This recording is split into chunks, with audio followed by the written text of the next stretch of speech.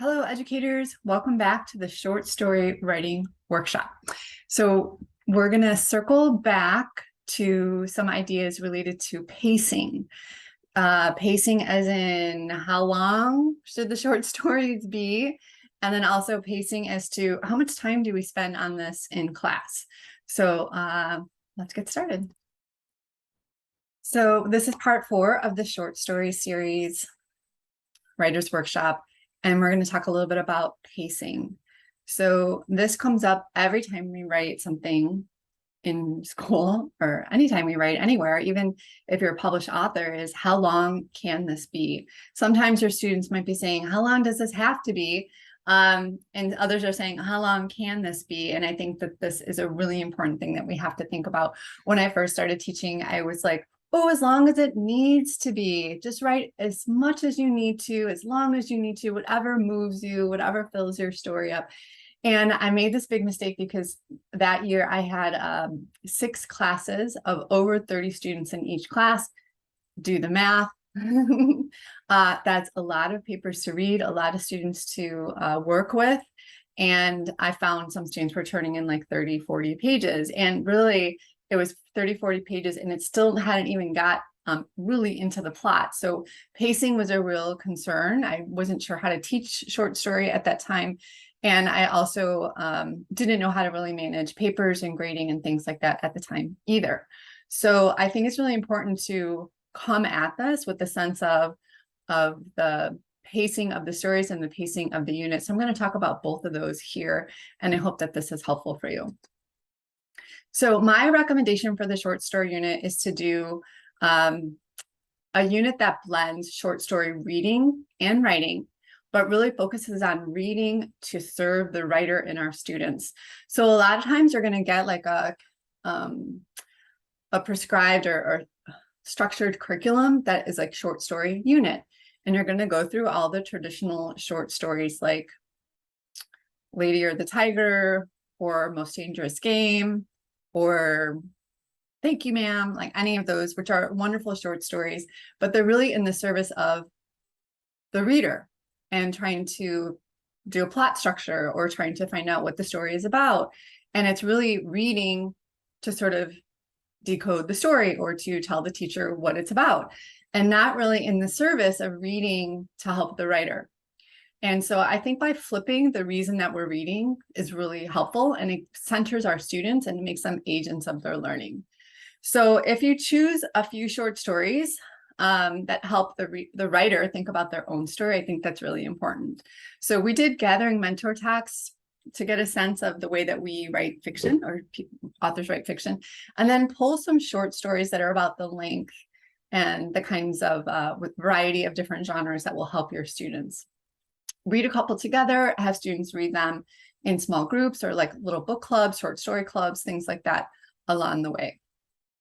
So here's kind of a sample 3-week unit, which you can like adjust the pacing as much as you want. And you'll probably say like, oh, I have my beautiful 3 weeks. And then there's a fire drill, an assembly that you didn't know about. All of a sudden, a whole bunch of students have to go to a game, so they miss an entire class and you have to redo your schedule, or something takes longer than the other. So I just offer this as like just a framework, right? Maybe 15 days or so. You can see there's a write into the day every day. So if you didn't see that video, check it out. And there's kind of goes through the process of looking at mentor texts, teacher doing the modeling, students doing the drafting. So you have, the second week you're reading maybe a short story each day, and then the students get some time to draft.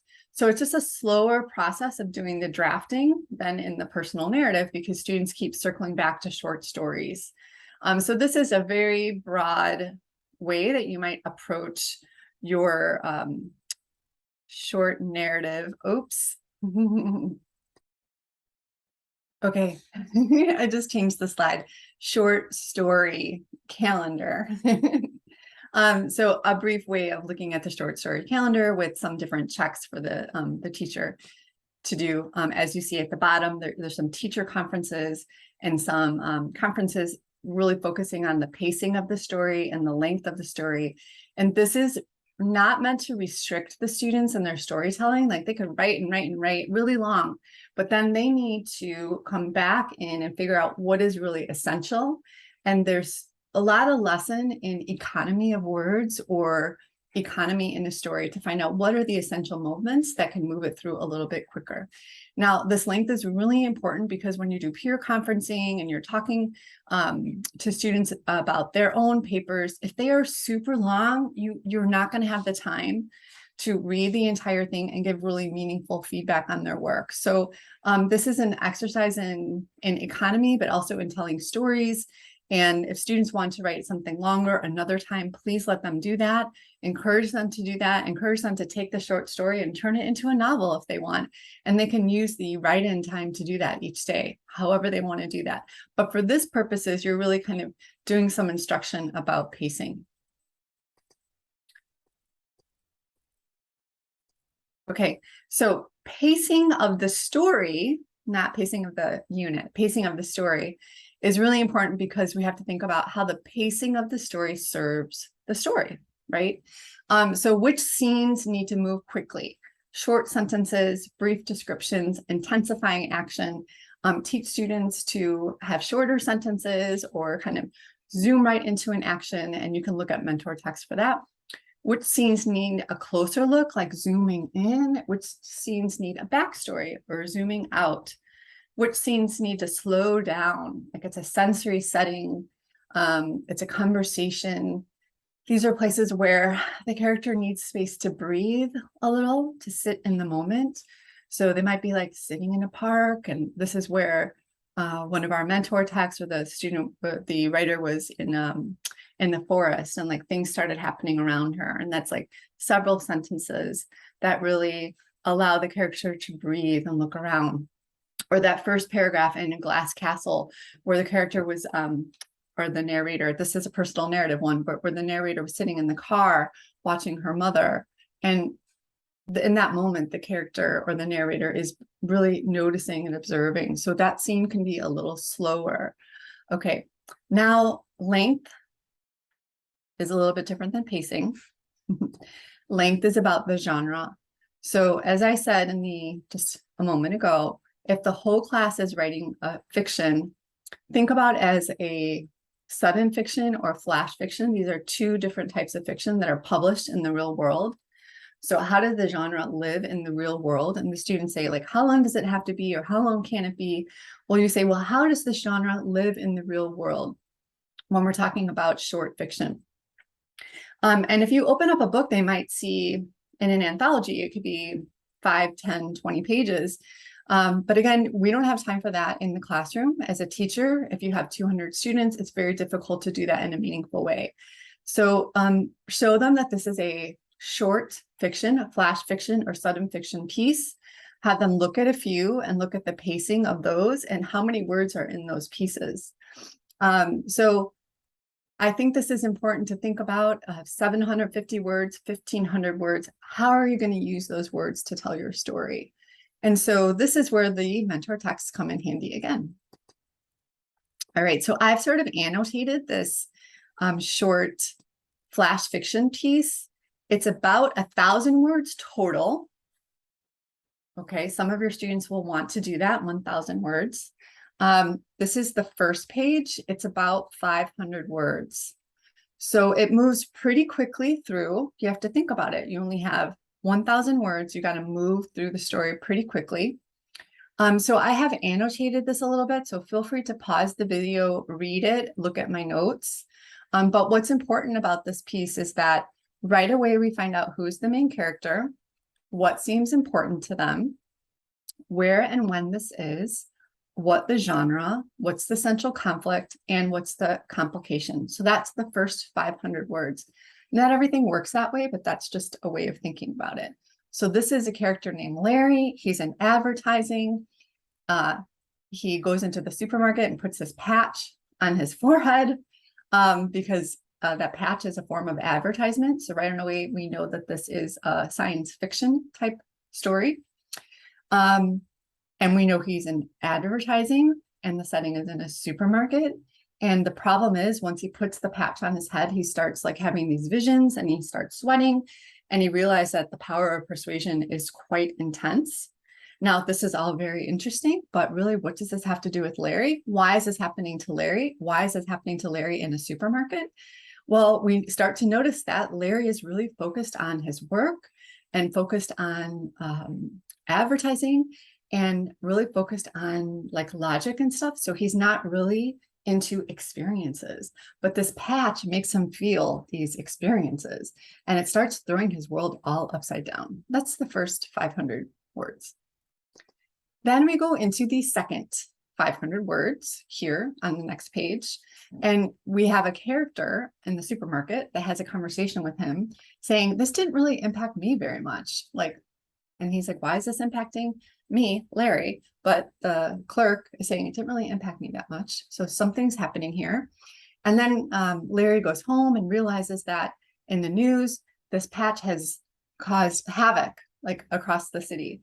And he starts thinking, oh, there's something wrong with this advertising. There's something wrong with focusing all my time on advertising. Okay. So here we see, what is this experiencing giving Larry, right? This experience. So who or what gives the character some perspective? We have the clerk, we have the news. Who or what creates another obstacle for the character to change? We see that the patch has created an obstacle for the character, but then we get another backstory where we find out that Larry had some problems in his relationship with his girlfriend, who was saying he never really enjoyed things. He never really experienced things. And Larry starts to make this connection and finally discovers in the end that he needs to enjoy life a little bit more. He needs to be in the experience. And it was the patch that helped him start to wake up and figure this out. It shook up his world literally and figuratively. So science fiction, pretty short story, focusing on Larry, making some discovery. It was the patch that kind of caused it, but we have some backstory that helps us understand why he needed this patch to kind of wake up his life. And that's just my interpretation.